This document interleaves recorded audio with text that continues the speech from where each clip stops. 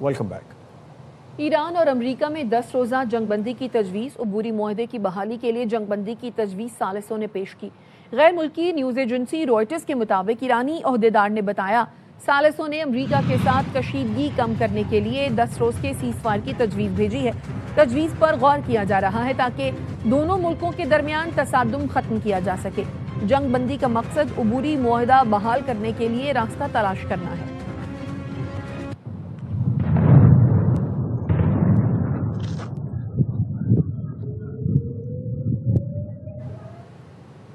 America के साथ मुज़ाकरात से दस्तबरदार नहीं होंगे। सालसी कराने वाले मुल्क कशीदगी में कमी की कोशिश कर रहे हैं। अमेरिका के साथ सालसियों के जरिए बातचीत जारी है। ईरानी वजारत खारजा के तर्जुमान इस्माइल बखाई ने न्यूज़ कॉन्फ्रेंस में कहा कि जंगी सूरत हाल के बावजूद वाशिंगटन के पैगामात सालिस मुल्कों के जरिए तेहरान पहुँचाए गए। कशीदगी के बावजूद सिफारती चैनल फ़ाल रहे। मुख्तलिफ तजावीज़ ईरान तक पहुँचाई गई। इस्माइल बखाई ने यह भी कहा कि खारक जजीरे पर कब्जे की कोशिश करने वाली अमरीकी फ़ौज के इस्तकबाल के लिए तैयार है। ईरान मुख्तलिफ ज़राए से मुज़ाकरात की ख्वाहिश के इशारे दे रहा है। अमरीका के वज़ीर ख़ारजा मार्को रूबियो का दावा, कहा ईरान में मौशी बहरान के बायस पॉलिसी पर इख्तलाफात बढ़ रहे हैं। ईरान दौलतमंद मुल्क है, लेकिन आमदन के गलत इस्तेमाल ने तबाहाली का शिकार कर दिया। Remains open to a diplomatic solution. We've tried multiple times with Iran, and we'll continue to try. Iran is a weak country. One of the reasons why Iran is a sample is because every penny that this regime there gets, be it through sanctions relief or through the oil they're able to get out, they invested in Hezbollah. They invested in Hamas. They should be sending moved off building in the country. But instead they keep it on Bashar terrorism.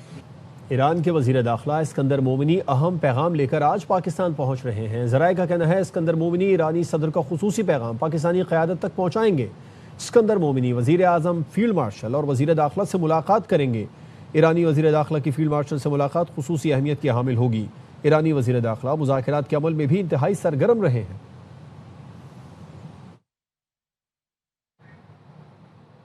America की मुसलसल 9वीं रात Iran पर बमबारी, शदीद तरीन हमला, कई शहरों में धमाके हुए।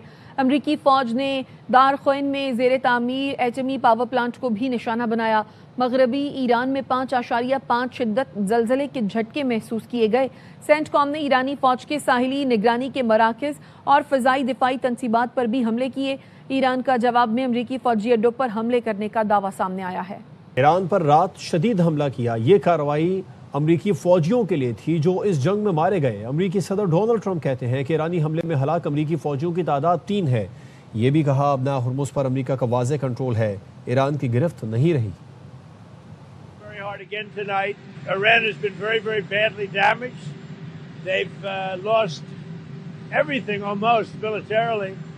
They've got very little left. They've got some missiles.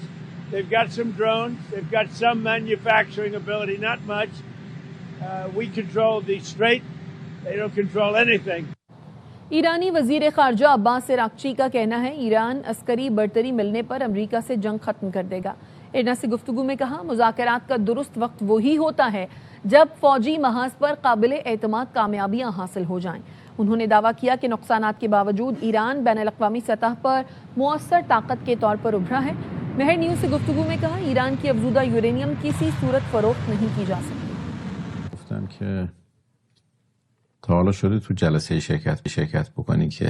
मैंने कहा कि हम ये सब कुछ पहले भी झेल चुके हैं और हम अपने मौक़िफ़ पर डटे रहे हैं। हमसे बात करने के लिए अपना अंदाज बदलना होगा। आप हमें न धमका सकते हैं और न ही हमें किसी लालच से खरीद सकते हैं। हमारा एटमी अफजूदगी का प्रोग्राम फरोख्त के लिए नहीं है। कैनेडियन अनीता आनंद ने इस्लामाबाद में वज़ीर आज़म शहबाज शरीफ, नायब वज़ीर आज़म इसहाक डार और वज़ीर दाखिला मोहसिन नकवी से अहम मुलाकातें की हैं। दो तरफ़ा ताल्लुकात को मज़ीद मजबूत बनाने पर इत्तफ़ाक़ किया गया। तिजारत, सरमायाकारी, मादनियात और सिक्योरिटी के शोबों में ताउन बढ़ाने पर इत्तफ़ाक़ हुआ। वज़ीर आज़म ने दोनों ममालिक के दोस्ताना ताल्लुकात को मज़ीद वसअत देने की ज़रूरत पर जोर दिया। कैनेडियन वज़ीर आज़म के लिए नेक ख्वाहिशात का इजहार किया। नायब वज़ीर आज़म इसहाक डार ने कैनेडियन वज़ीर ख़ारजा अनीता आनंद के हमरा न्यूज़ कॉन्फ्रेंस की। इसहाक डार ने कहा, दोनों मुल्कों के दरमियान मुआहदा कैनेडियन सरमायाकारों के लिए साजगार माहौल फराहम करेगा। अनीता आनंद ने कहा कि मशरक़ वस्ता में पायदार अमन के लिए पाकिस्तान की कोशिशें काबिल सताइश हैं। वज़ीर दाखिला मोहसिन नकवी से मुलाकात में गैर कानूनी इमिग्रेशन, इंसानी स्मगलिंग, साइबर क्राइम्स के खिलाफ मुश्तरका कार्रवाइयों और कानून नाफिज करने वाले इदारों की तरबियत पर इत्तफ़ाक़ किया।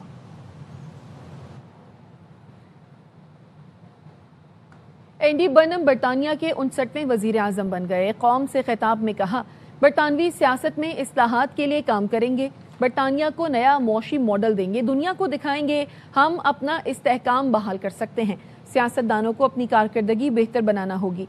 एंडी बर्नम ने बकिंगम पैलेस में शाह चार्ल्स से मुलाकात की। एंडी बर्नम को हुकूमत तश्कील देने की बाकायदा दावत दी गई। इससे कबल मुस्ताफी वजीर आजम केयर स्टार्मर ने अपना इस्तीफा बरतानवी बादशाह को पेश किया था।